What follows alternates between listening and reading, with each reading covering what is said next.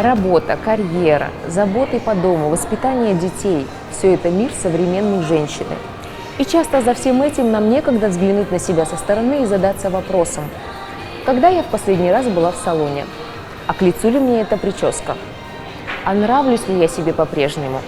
Задумались? Прекрасно!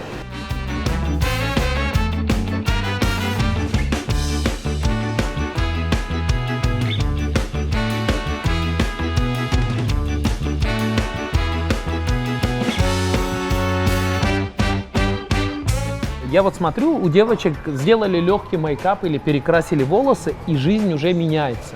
Может, мне просто в рыжий перекраситься?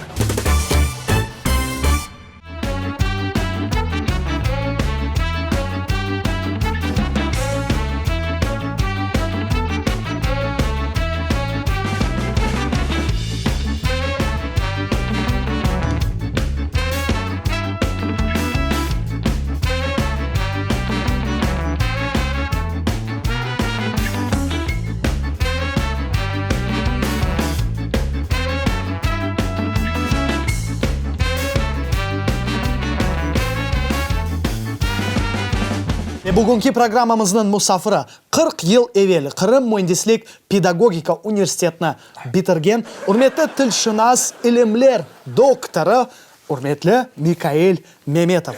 Хош сефаға келдіңіз. Selamчики sizге. Не себептен кетірдің?